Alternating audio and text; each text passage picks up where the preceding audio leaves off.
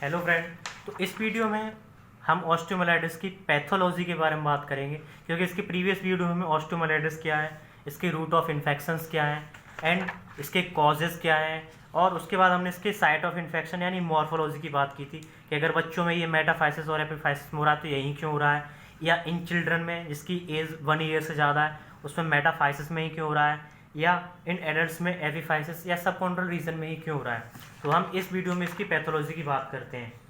तो जैसे कि हमने बताया था कि ये एक बॉन्ड की स्ट्रक्चर है, तो ये बॉन्ड की जो स्ट्रक्चर है, इस बॉन्ड की स्ट्रक्चर को जो मेडुलरी कैविटी यानी इसके मेटाफाइसिस को हम जूम करके बनाते हैं, इसका बड़ा रूप बनाते हैं। यहाँ सपोज दैट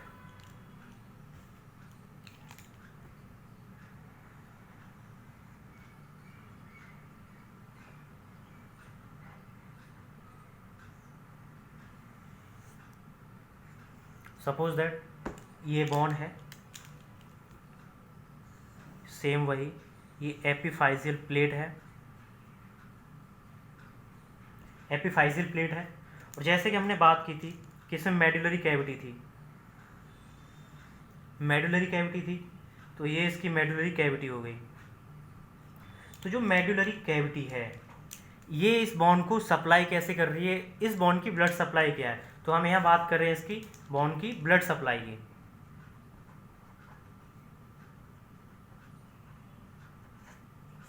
बॉन्ड की ब्लड सप्लाई कैसे है, क्योंकि ये हेमेटोजीनस रूट से अगर इन्फेक्शन शो कर रही है, इन्फेक्शन फैला रही है, तो हेमेटोजीनस मतलब ब्लड स्ट्रीम के द्वारा।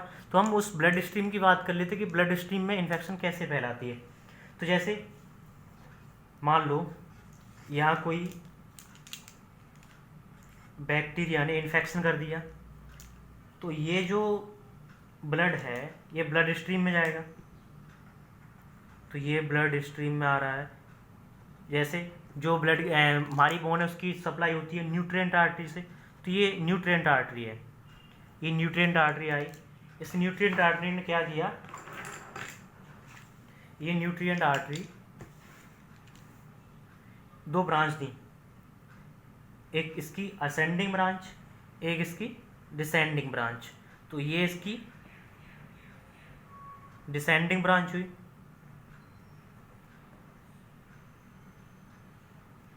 और ये इसकी असेंडिंग ब्रांच हुई। तो जो असेंडिंग ब्रांच होती है वो अपनी ब्लड सप्लाई देती है, वो ब्लड सप्लाई देती है अपनी बोन मैरो को, क्योंकि ये बोन मैरो है इसमें, तो ये बोन मैरो सप्लाई देती है। या ये हमारी जो बोन है उसका कॉर्टेक्स रीजन जो है, जैसे ये उसका कॉर्टेक्स रीजन है, तो ये कॉर्टिकल बोन को सप्लाई करती है। तो ये जो सप्लाई कर रही है किसको कर रही है, सप्लाई टू बोन मैरो। ये जो इधर सप्लाई कर रही है ये सप्लाई किसको कर रही है, सप्लाई टू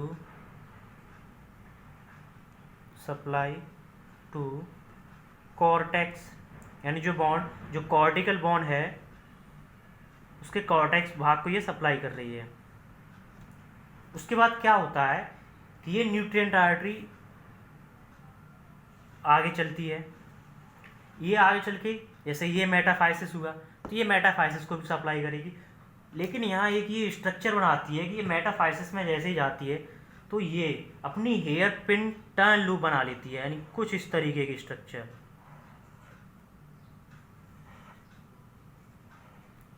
ये क्या है, ये इसकी हेयर पिन लूप, ये इसके ये स्ट्रक्चर क्या है, हेयर पिन टर्न लूप। ये आर्टरी है, लेकिन ये artery hairpin turn loop की तरह स्ट्रक्चर बना लेती है। यहाँ क्या होता है, यहाँ पर साइनूसॉइड होते हैं, यानी ये जो रीजन है ये साइनूसॉइड है।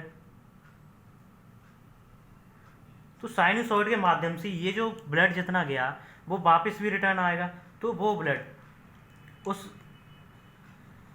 ब्लड को वापस ड्रेन कर दिया जाता है। तो ये पूरी इसकी एक मैकेनिज्म होती है। अब हम बात करते हैं कि जो इन्फेक्शन हो रहा था चिल्ड्रन में वो मेनली मेटाफाइसिस में ही क्यों होता है।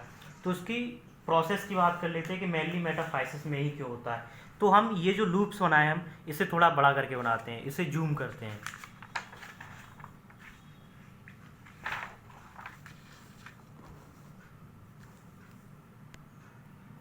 जैसे मान लो वो जो लूप बनाए थे उनको हम यहाँ इस स्ट्रक्चर में बना देते हैं।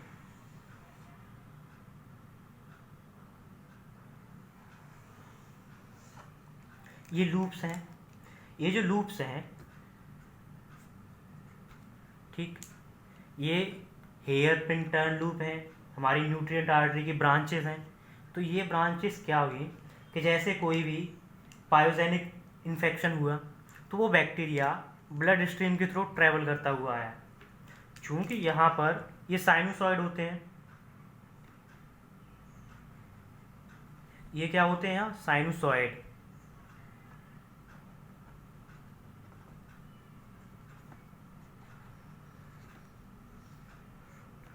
ये साइनोसॉइड है क्योंकि यहाँ से ब्लड रिटर्न होके आएगा, इधर से ब्लड जा रहा है, तो ये ब्लड जा रहा है तो कोई भी बैक्टीरिया इन्फेक्शन के माध्यम से उस ब्लड में आ गया, कोई भी इन्फेक्शन हुआ तो जैसे ही वो ब्लड स्ट्रीम में आ गया तो होता क्या है कि ये जो मेटाफाइसिस का एंड है या हेयर पिन टर्न लूप जो है ये क्या है साइनोसॉइड।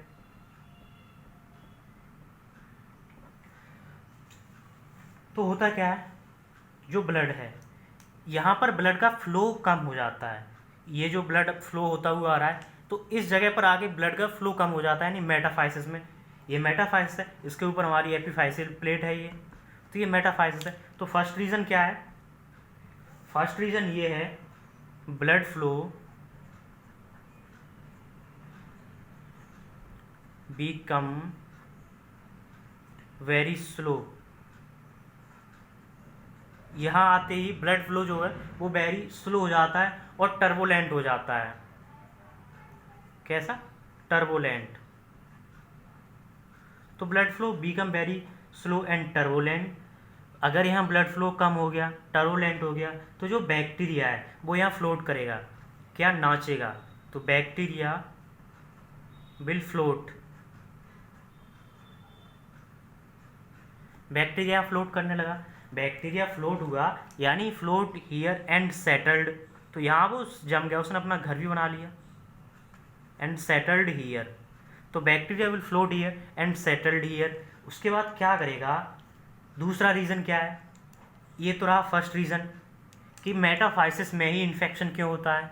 दूसरा रीज़न क्या है इसका, एनोदर सेकंड रीज़न इज यहाँ जो फेगोसाइटिक सेल होती हैं हमारी, जैसे WBC हुई, ल्यूकोसाइट, न्यूट्रोफिल्स हुई, उनकी संख्या बहुत कम होती है। तो less phagocytic cell, less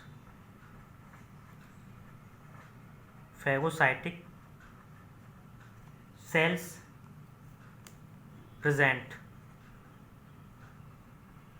in this region या एरिया।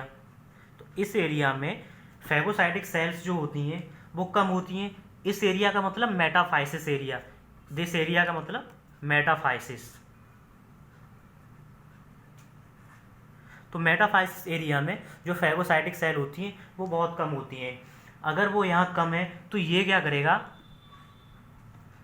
जो अपनी जनरेशन है या अपनी जो संख्या है उसको इंक्रीज करेगा। तो it increase the chance of stability, यानी अगर यहाँ पर न्यूट्रोफिल्स नहीं है, WBC नहीं है जो इनसे लड़ेंगी, अगर वो नहीं है तो ये स्टेबल हो जाएंगे। तो it increase the chance of stability, ये यहाँ स्टेबल हो गए, एंड इंक्रीज, और अपने जो संख्या है उसको भी इंक्रीज कर लेंगे, एंड इंक्रीज दियर नंबर।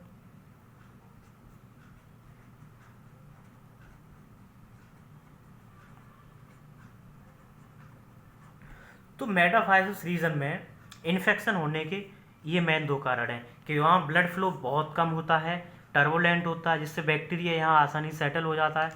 दूसरा, यहाँ जो फेगोसाइटिक सेल होती है उनकी संख्या कम होती है। तो फेगोसाइटिक सेल्स अगर कम है तो ये क्या करेगा, यहाँ अच्छे से अपनी संख्या बढ़ा लेगा। नेक्स्ट बात करते हैं कि यहाँ अगर बैक्टीरिया सेटल्ड हो गए, बैक्टीरिया सेटल्ड हो गए, तो बैक्टीरिया सेटल्ड होने से ये क्या करेंगे, अपनी एक्टिविटी स्टार्ट करेंगे, मल्टीप्लिकेशन स्टार्ट कर देंगे। मल्टीप्लिकेशन इसने स्टार्ट किया तो यहाँ सेकेंडरी न्यूट्रोफिल्स आते हैं। क्या आते हैं यहाँ, न्यूट्रोफिल्स आए। ये न्यूट्रोफिल्स आ गए तो जैसे हम नेमिंग कर दें, ये क्या था यहाँ, ये बैक्टीरिया है, यहाँ ये न्यूट्रोफिल आ गए। न्यूट्रोफिल्स आने से थर्ड मैक्रोफेजेस भी आ जाते हैं।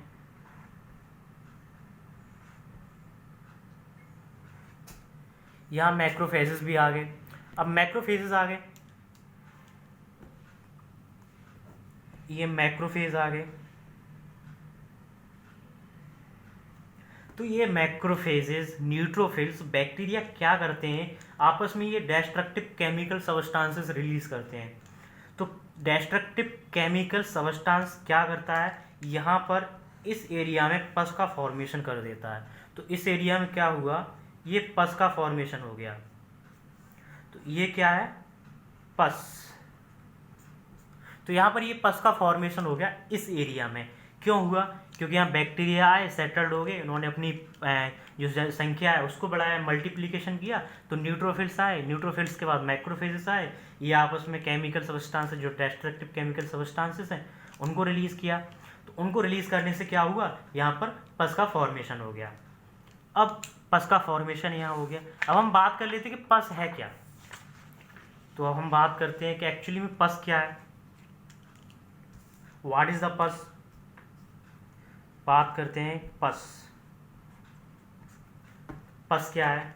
तो जैसे हम डिटेल में जाएं, तो डिटेल में अगर बात करें तो जो पस है, पस प्रोटीन रिच इन्फ्लामेटरी एक्सुडेट है। यहाँ पर मोर प्रोटीन है, ज़्यादा प्रोटीन है यहाँ पर। तो पस है क्या, पस is more protein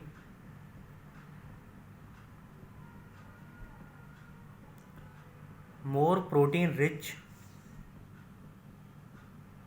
inflammatory exudate having. तो जो पस है, पस के अंदर कंटेंट क्या है, पस में क्या क्या इन्वॉल्व है, इसमें alive, dead and dying microbe होते हैं। तो इसके अंदर कंटेंट क्या क्या होता है पस में, जिंदा, मरे या मरने वाले माइक्रोब्स प्रेजेंट हैं इसमें। केवल यही नहीं, ये तो फर्स्ट रहा। Second, having second alive, dead and, क्योंकि पस में ल्यूकोसाइट्स भी इन्वॉल्व हैं तो डाइंग ल्यूकोसाइट्स होंगी, तो ल्यूकोसाइट्स भी इन्वॉल्व होंगी, माइक्रोब्स होंगे, alive, dead and dying leucocytes होंगी। नॉट ओनली दिस, उनकी डिस्ट्रक्शन से जो केमिकल सबस्टांसेस इन्होंने रिलीज किए, वहाँ से जो वहाँ की सेल्स हैं वो भी डेड हुई, यानी पेरिकाइमल सेल्स जो है वो भी डेड हुई। तो थर्ड कंटेंट क्या है, having, alive, dead and dying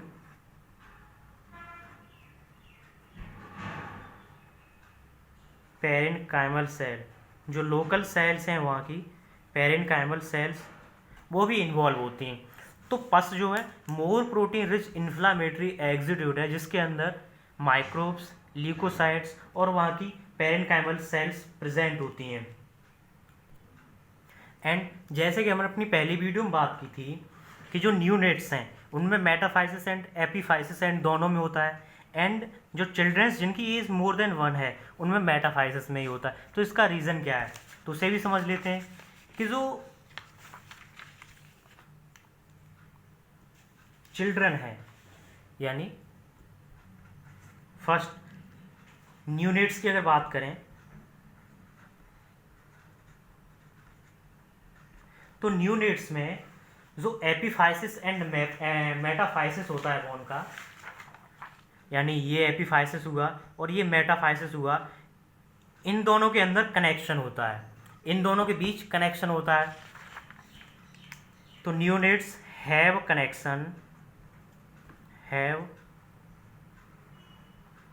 connection between epiphysis and metaphysis. तो जो न्यूनेट्स होते हैं उनके एपिफाइसिस और मेटाफाइसिस के बीच कनेक्शन होता है, लेकिन जो चिल्ड्रन है more than 1 year,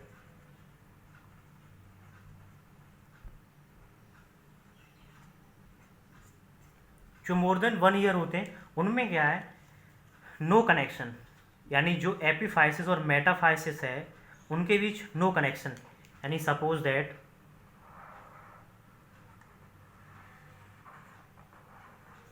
this is our long bone, ऐसे ही जस्ट इमेजिन के लिए ये एपिफाइसियल प्लेट है।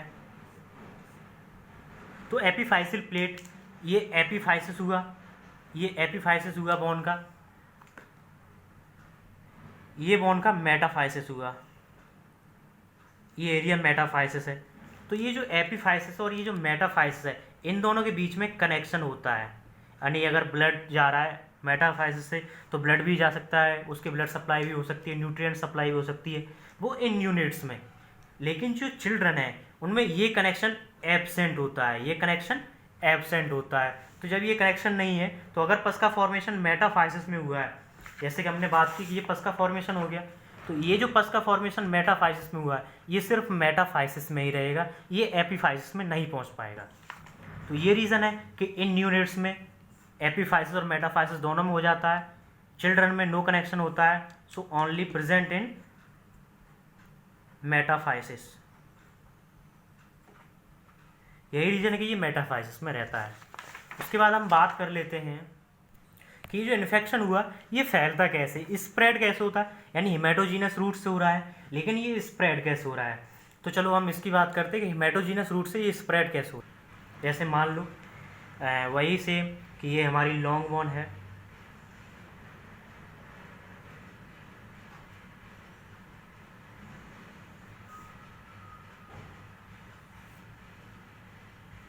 ये हमारी लॉन्ग बोन है। इस लॉन्ग बोन में हमारा as you know medullary cavity है, ये मेडुलरी कैविटी प्रेजेंट है लॉन्ग बोन में हमारी। और हमने बात की थी कि इसकी ये जो स्ट्रक्चर थी ये टर्न हो गई थी, ये कुछ इस तरीके की स्ट्रक्चर बन गई थी न्यूट्रिएंट आर्टरी की ब्रांचेस जो हैं उनकी। तो जो न्यूट्रिएंट आर्टरी थी वो सप्लाई लेके आ रही थी हमारी मेडुलरी कैविटी, वहाँ से ये असेंडिंग और डिसेंडिंग ब्रांच दी जो हमारे बोन मैरो को सप्लाई कर रही थी और कुछ हमारे कॉर्टिकल रीजन को सप्लाई कर रही थी। तो यहाँ ये कॉर्टिकल रीजन को सप्लाई कर रही थी। तो होता क्या है कि ये जो लोकेशन है यहाँ पर ऑस्टियोन होते हैं। क्या होते हैं? ऑस्टियोन। तो जैसे ये ऑस्टियोन है और ये उसका सेंटर है। तो पहले हम ऑस्टियोन को अगर डिटेल में बात करें कि ऑस्टियोन क्या है, तो चलो ऑस्टियन की स्ट्रक्चर देख लेते हैं। ये ऑस्टियोन की स्ट्रक्चर है। ऑस्टियोन की स्ट्रक्चर में जैसे होता क्या है कि ये कैनाल है, ये कैनाल है, ये जो कैनाल है ये कैनाल ऑस्टियोसाइट सेल से कवर्ड होती। ये एक लेयर है, जैसे ये लेयर है, ये लेयर है, इस लेयर पर यहाँ ऑस्टियोसाइट सेल होते हैं। ये ऑस्टियोसाइट सेल है, ऑस्टियोसाइट सेल, और इसके अंदर ये बॉन्ड मैट्रिक्स भरा होता है। ये क्या है? बॉन्ड का मैट्रिक्स है। तो ये इसी सीक्वेंस में अरेंज होते हैं। सेम वही ऑस्टियोसाइट सेल होंगी कवरिंग ऑस्टियोसाइट सेल, और ये हमारा bond matrix osteocyte cell, same वही सिस्टम होगा इसका। इसमें होता क्या है, जैसे ही ब्लड है तो अगर ब्लड जैसे यहाँ पर मैंने कह दिया ये पस का फॉर्मेशन हो गया है, ये क्या है? ये पस का फॉर्मेशन हो चुका है, क्योंकि हमने बात कर ली थी कि पस का फॉर्मेशन हो गया है। तो ये जो पस का फॉर्मेशन है ये आता कैसे? तो ये ऑस्टियोन जो होता है इसके सेंटर में ये हैवर्सियन कैनाल होती है। इसके सेंटर में ये हैवर्सियन कैनाल है, तो इसके सेंटर में ये हैवर्सियन कैनाल होती है। और ये ऑस्टियोन एक तो होगा नहीं बोन में, ये कई सारे ऑस्टियोन्स होते हैं। तो ऑस्टियोन के स्ट्रक्चर कई होते हैं।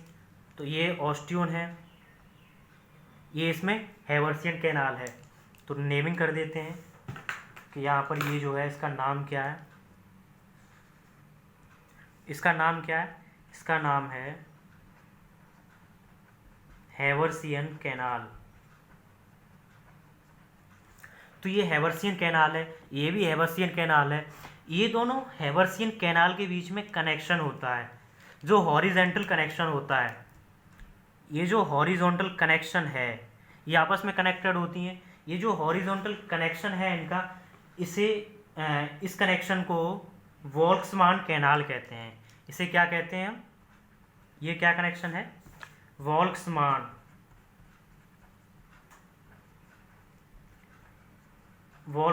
कैनाल। वोल्क्समान कैनाल को अगर डिटेल में समझें तो जैसे सपोज दैट, मान लो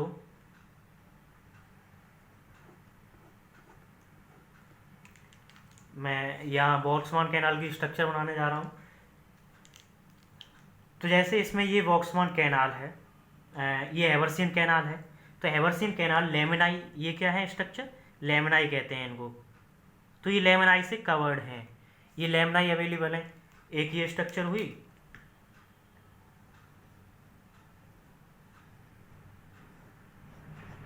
एक ये हुई, ये हैवर्सियन कैनाल हुई।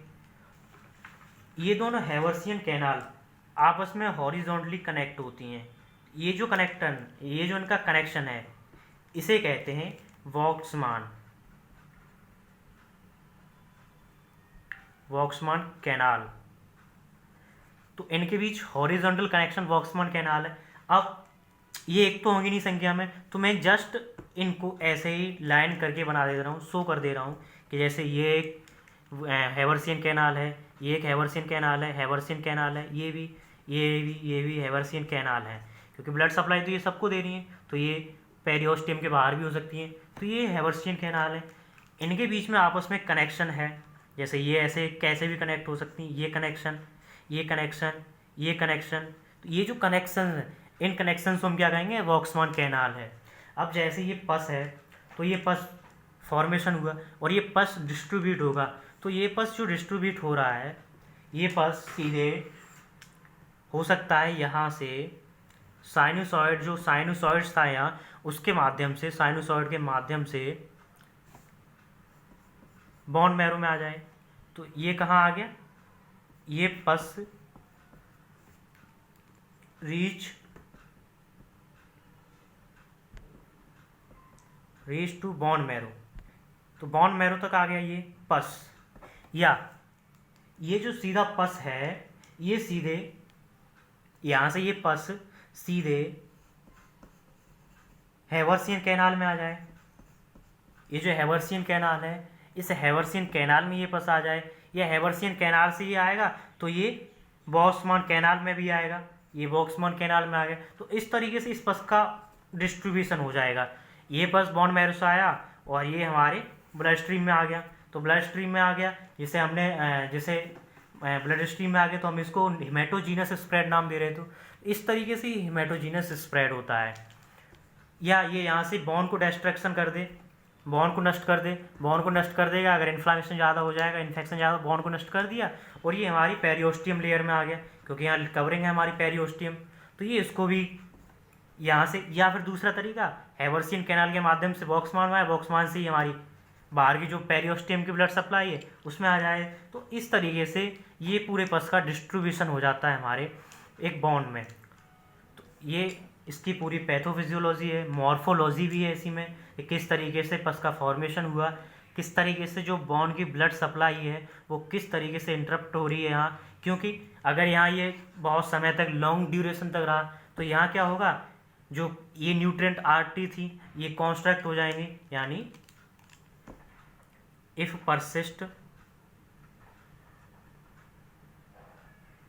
persist long period, तो क्या होगा, ये जो आर्टरी हैं कॉन्स्ट्रक्ट हो जाएंगी या डिस्ट्रक्ट हो सकती हैं।